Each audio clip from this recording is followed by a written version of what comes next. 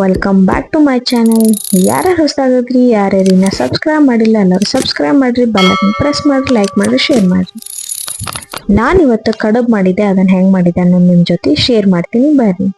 ಅದು ಕಪ್ಲೆ ಮೆಜರ್ಮೆಂಟ್ ತಗೊಂಡಿನಿ ನಾನು. ಅದರಲ್ಲಿ ಆ ಕಪ್ಪಿಲೆ 1.5 ಕಪ್ನ ಹಾಕೊಂಡಿನಿ ನಾನು ಬ್ಯಾಳಿನ.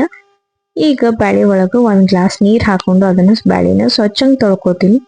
ಸ್ವಚ್ಛಂಗ್ ತೊಳ್ಕೊಂಡಾದ್ಮೇಲೆ 3 ಗ್ಲಾಸ್ ನೀರ್ ಹಾಕೊಂಡು ಈಗ ಅದಕ್ಕೆ ಒಂದ್ ಸ್ವಲ್ಪ ಆಯಿಲ್ ಅರಿಶಿನ ಹಾಕಿ ಈಗ ಒಂದ್ 5-6 ಸೀಟಿ ಆಗ್ಲಿ ಅಲ್ಲಿ ಮಟ ಬಿಡ್ತೀನಿ. ಅವು 5-6 ಸೀಟಿ ಆಗೋ ಮಟ ನಾನು ಸೈಡಿಗೆ ಹಿಟ್ಟು ನಾದ್ಕೋತೀನಿ ಬರ್ರಿ.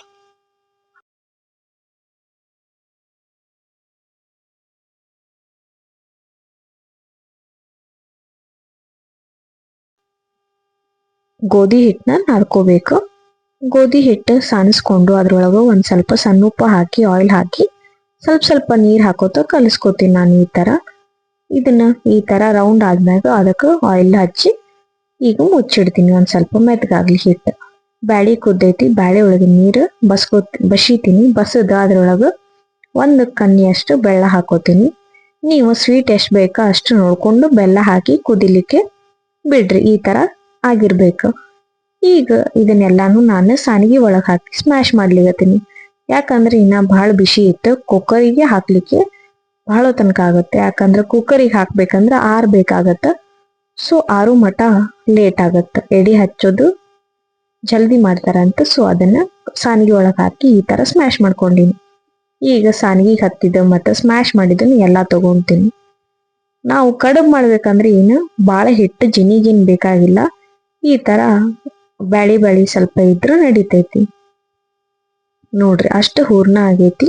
ಇದನ್ನ ಹಿಟ್ಟನ ನಾನು ಈಗ ಸಣ್ಣ ರೋಲ್ ಮಾಡ್ಕೋತೀನಿ. 25 ಕಡಬ್ ಬೇಕಂದಾರ, ಸೊ 25 ಕಡಬ್ ರೋಲ್ ಮಾಡ್ಕೋತೀನಿ ನಾನು.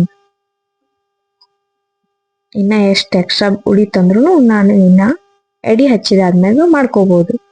ಸೊ ಅದಕ್ಕೆ ಈಗ ಸ್ವಲ್ಪ ಸಣ್ಣ ಎಡಿ ಸಂಬಂಧ ಮಾಡ್ಕೋತೀನಿ. ನೋಡ್ರಿ 25 ಆಗ್ಯಾವು. ಈ ತರ 2 ಸೈಡ್ ಎಣ್ಣೆ ಹಚ್ಚಿ ಈ ತರ ಲಟ್ಟಿಸ್ಕೊಂಡು ಇಟ್ಕೋತೀನಿ. ಇಟ್ಕೊಂಡಾದ್ಮ್ಯಾಗ ಹೂರ್ಣನ ತಗೊಂಡು ಈ ತರ ರೌಂಡ್ ಆಗಿ ಹಾಕಿ ನಾನು ಹಾಕ್ತೀನಿ.